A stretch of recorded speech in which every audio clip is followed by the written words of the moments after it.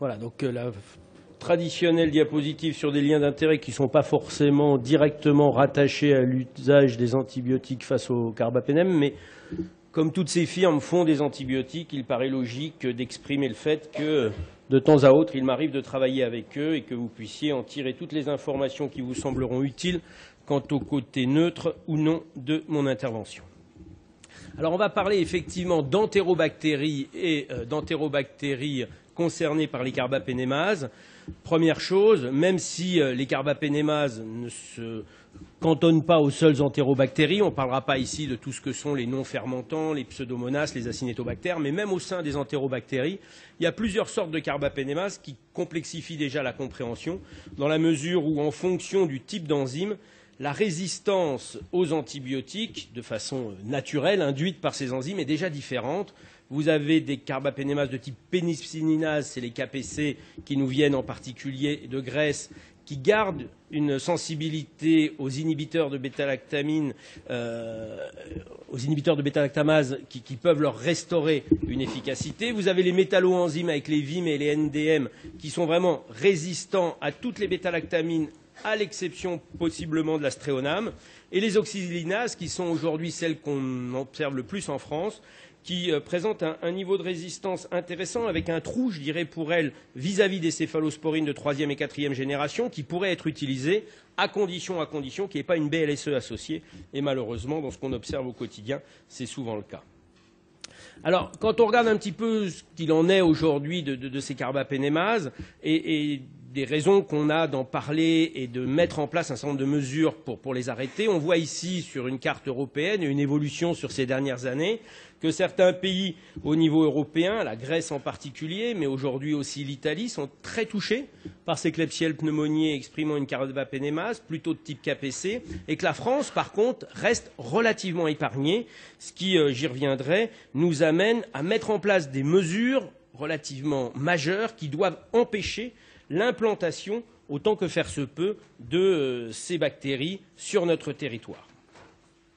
Alors, là où déjà on a plus de problèmes, et j'y reviendrai là encore, c'est pas trop sur les KPC, mais sur les OXA48, qui là, vous voyez, la France a déjà plus tout à fait la même couleur, les épidémies sont déjà plus nombreuses, c'est des souches qui nous sont venues au départ plutôt d'Afrique du Nord, qui sont implantées sur le territoire, qui aujourd'hui commencent, je dirais, à évoluer pour elles-mêmes sur le territoire, et qui motivent plus encore à la fois notre inquiétude et les nécessaires efforts pour éviter de se trouver dans une situation comparable à celle de la Grèce d'ici quelques mois ou quelques années, les choses pouvant aller très vite.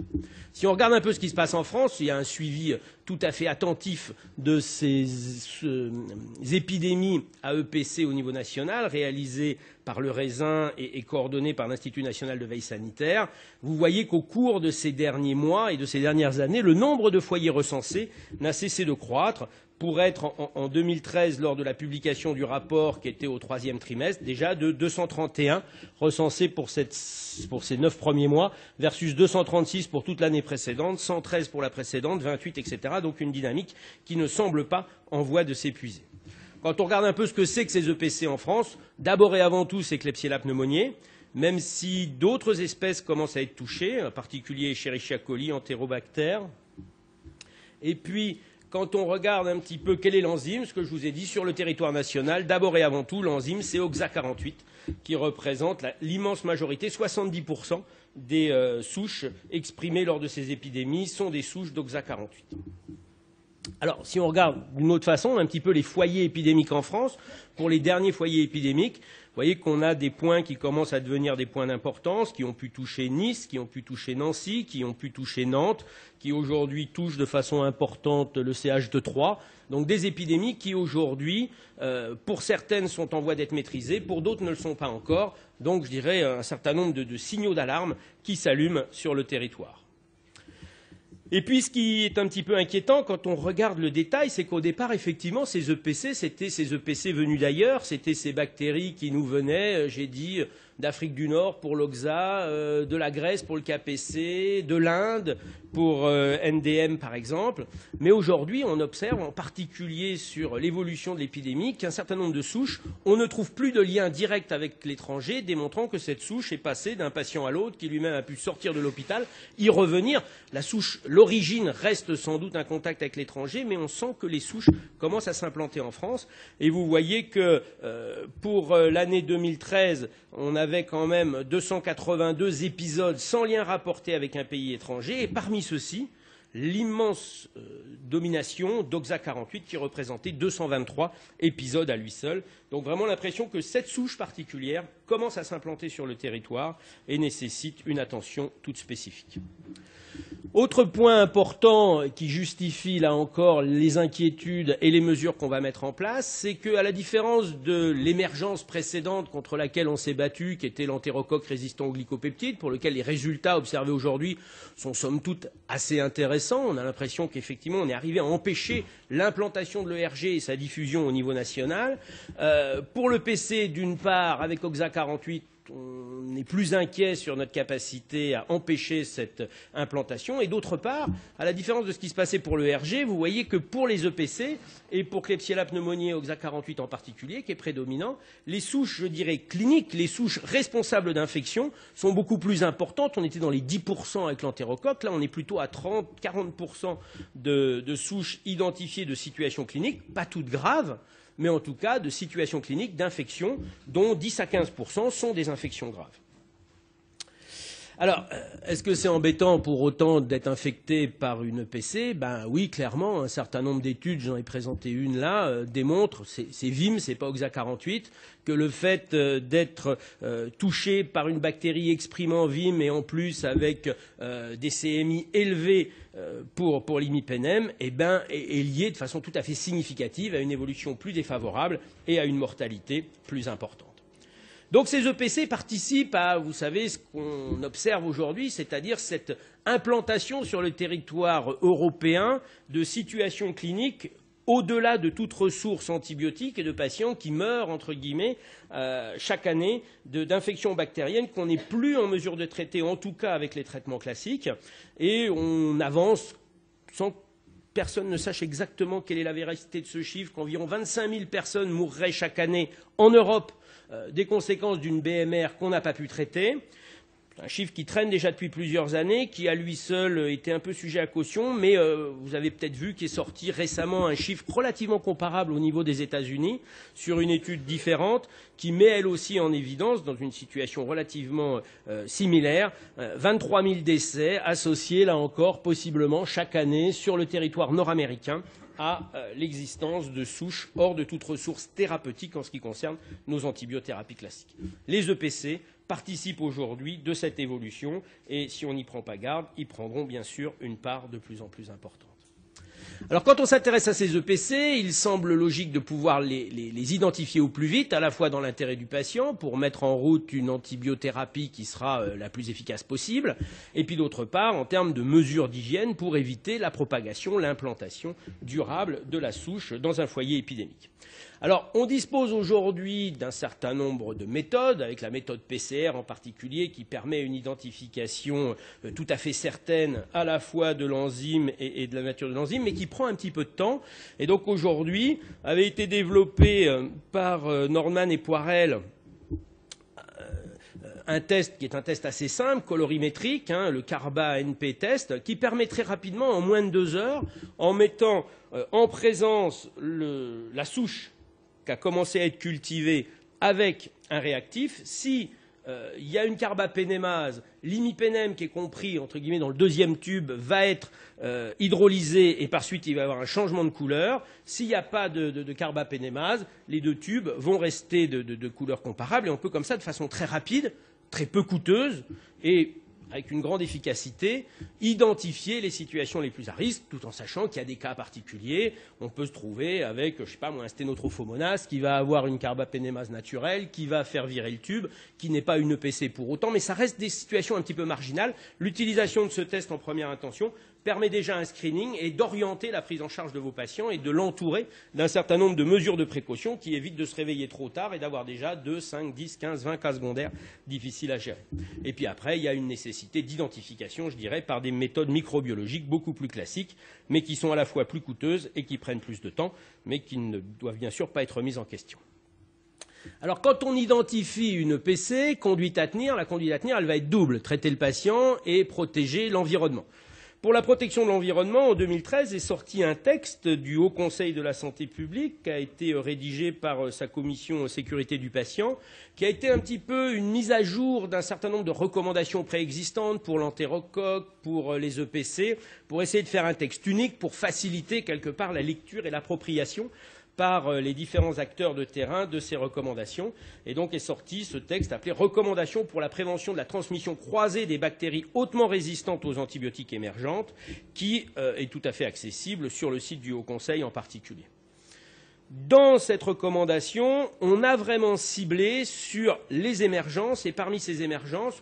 on les a limitées. Vous voyez que c'est les entérobactéries productrices de carbapénémase, ce n'est pas les BLSE, c'est les EPC, et d'autre part, pour les coccigram pluf, c'est les enterococcus faecium résistants aux glycopeptides, et on conseille dans les deux situations d'avoir une approche comparable, approche que vous trouverez et qui est détaillée sous forme de schéma qui résume la prise en charge, qu'on a essayé d'être le plus clair possible, j'espère qu'ils vous donneront satisfaction, et qui permet d'identifier un certain nombre de situations. En gros, la démarche qui prévaut à ça, c'est de se dire dans tous les cas, quels que soient les patients, on a des précautions standards. Dans des situations un peu intermédiaires, on met des précautions complémentaires, contact en particulier, par exemple, pour des BLSE. Et puis, dès qu'on arrive sur ces émergences, on mobilise des moyens exceptionnels, si nécessaire, pour vraiment casser l'épidémie. Et c'est là qu'on va arriver à la notion, en particulier, de cohorting, avec bien sûr toute la lourdeur, tout le côté déstabilisant qu'il peut avoir pour le fonctionnement de l'hôpital, mais à la fois l'importance de cette mesure pour casser des foyers. Et l'expérience nous montre que plus on tarde à les mettre en route, plus l'épidémie est importante et plus les coûts induits et l'épuisement des soignants est palpable. Donc vous avez un certain nombre de fiches qu'on ne va pas toutes détailler ici, qui vous permettent d'envisager l'arrivée d'un patient à risque, patient provenant de l'étranger, d'une zone à risque, Afrique du Nord pour l'OXA, Grèce pour le KPC, etc., dans lequel vous avez un arbre décisionnel, identifié au plus vite ce facteur de risque, qui est le retour d'un pays d'endémie, avec la mise en place d'un dépistage, soit un dépistage d'emblée protégé chez un patient qu'on a mis en chambre seule avec des précautions complémentaires contact, et s'il s'avère positif, des étapes ultérieures qui sont facilitées, soit une absence de prise en compte initiale, et quand le diagnostic tombe, eh bien, on est d'emblée sur de la découverte entre guillemets fortuite, avec probablement des cas secondaires, ce qui va vous obliger à réaliser en termes de dépistage des sujets contacts, voire de mise en place de secteurs à la fois infectés, patients contacts ou patients sains, qui sont beaucoup plus lourdes à mettre en place. Donc plus on anticipe la démarche, moins la lourdeur d'aval est importante, même en cas de découverte d'une positivité.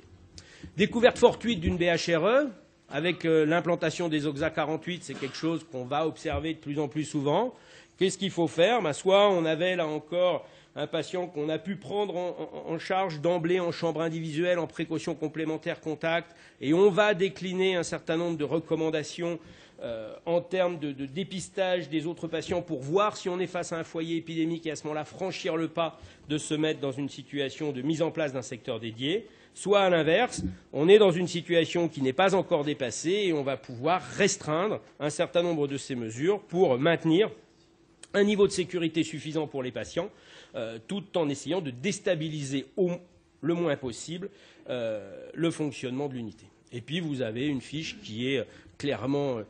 attachée à l'idée que l'épidémie est en place, dans lequel, à ce moment-là, on vous demande de mettre en place les grands moyens. Et en premier, le premier d'entre eux,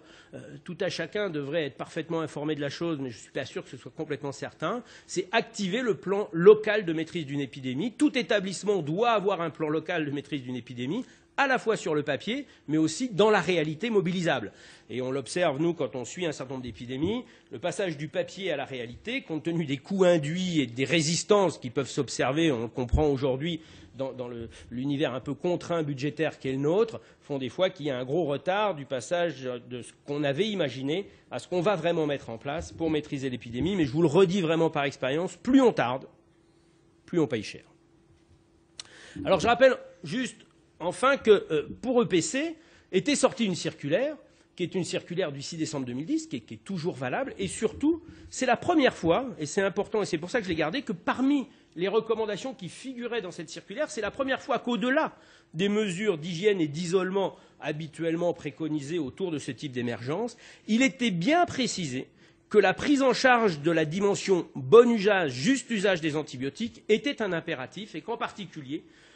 dès lors que ces EPC ont été connus et reconnus, l'usage des PNM devait être particulièrement encadré dans nos différents établissements. Là encore, c'est une mesure qui a été plus ou moins bien entendue, mais qui nous paraît importante dans la mesure où c'est la première fois que dans les textes, cette idée de juste usage, de bon usage et de pression de sélection est retranscrite dans plus qu'une recommandation, dans une injonction aux différents centres.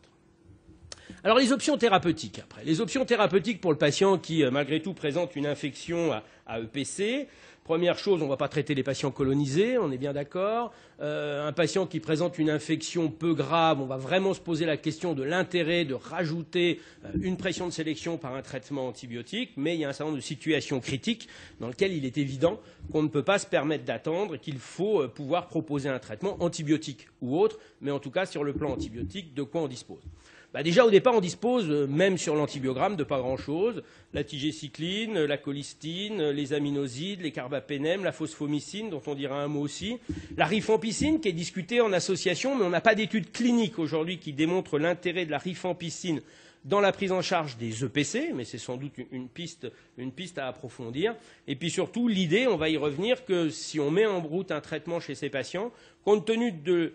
la probabilité d'émergence d'une nouvelle résistance chez quelqu'un pour qui on n'a pas beaucoup de solutions étant importante, il va falloir privilégier d'abord et avant tout les associations. Alors dans ces associations, par exemple, si on prend la tigecycline, des travaux in vitro qui montrent que si la tigecycline a sur certaines EPC, des KPC là en particulier, une efficacité modérée, que la colistine en soi, on a une dose dépendante qui est potentiellement plus importante. L'association tigecycline plus colistine est bien synergique et fait donc partie des pistes qu'on peut évoquer. À l'inverse, il a été mis en évidence dans ce même papier que l'association entre la tigecycline et les PNM, et le méroPNM en particulier, n'est pas synergique et n'a pas sa place dans cet arsenal thérapeutique. Alors la tigecycline, c'est bien, mais la tigecycline, on a un certain nombre de warnings qu'on ne peut pas complètement ignorer. Il y a eu déjà cette méta-analyse au niveau de la FDA suite à la mise sur le marché de la molécule qui montre que face aux infections graves, les patients traités par tigé versus d'autres médicaments, la mortalité est quand même plus importante dans le bras tigé et que la probabilité d'inefficacité thérapeutique est plus importante dans le bras tigé. Donc la tigé, peut-être, la tigée avec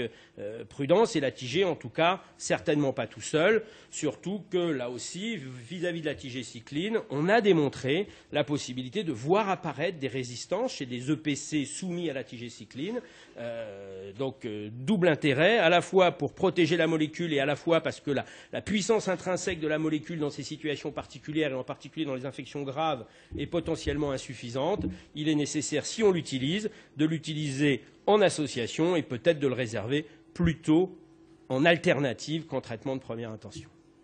Il n'y a pas que la tigecycline qui peut être soumise au risque de voir apparaître des résistances. La colistine aussi, il a été démontré un certain nombre d'émergences de souches résistantes à la colimycine qui justifient, là encore, d'utiliser cette molécule, aussi solide puisse-t-elle paraître ou être apparue antérieurement, nécessité de protéger cette molécule en ne l'utilisant pas toute seule. Alors, dans les autres solutions utilisables, pour des patients qui ont des souches résistantes au PNM par définition, puisque c'est le sujet, mais avec des CMI qui restent strictement inférieur à 8 mg par litre, la possibilité peut-être d'utiliser les PNM, mais d'utiliser les PNM à plus forte dose. Et il y a un certain nombre d'éléments qui ont permis, on reviendra sur les posologies, de démontrer que l'usage des PNM en perfusion continue d'au moins 3 heures et à des doses plus importantes permettait, dans un certain nombre de cas, de récupérer une sensibilité clinique au niveau de la souche, surtout si on l'utilisait en association.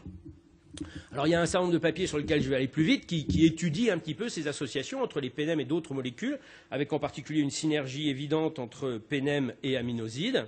Et puis un autre concept qui a pu être analysé aussi, qui paraît un peu dangereux, c'était d'utiliser 2 PNM à la fois, utilisant entre guillemets l'ertapénem, mais plus pour que l'ertapénem utilise la carbapénémase et laisse la part belle ou protège quelque part possiblement le méropénem ou le doripénem qui était associé. Mais là, la pression de sélection en termes de pénem est quand même très forte, donc c'est quelque chose qu'il faut analyser.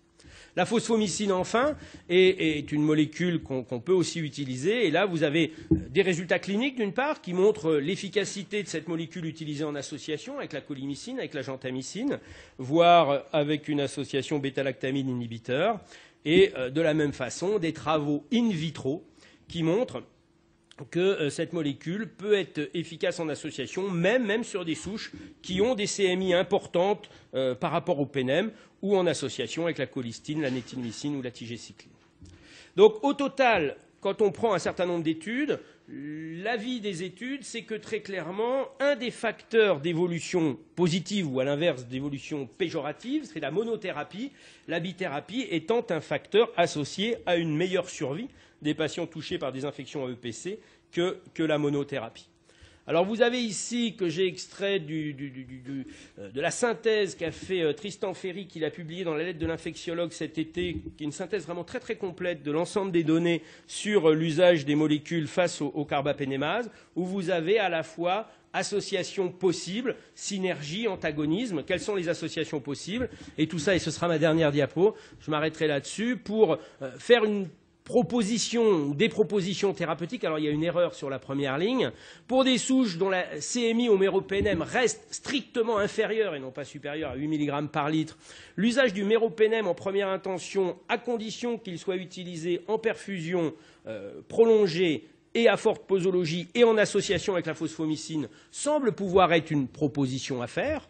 sous réserve de l'antibiogramme, etc. À l'inverse, quand la CMI est plus élevée, supérieure ou égale à 8 mg par litre, éviter peut-être le recours au PNM en première intention, baser plutôt le traitement en première intention sur la colimycine et la phosphomycine, et à défaut, compte tenu d'intolérances rénales ou autres, ou d'autres critères, se rabattre sur colimycine tigée ou phosphomycine tigécycline. Je m'arrêterai là sur ces propositions. J'avais un cas clinique après, mais je sens que sinon le président va craquer. Donc je m'arrête et je vous remercie. C'est très bien. Merci beaucoup.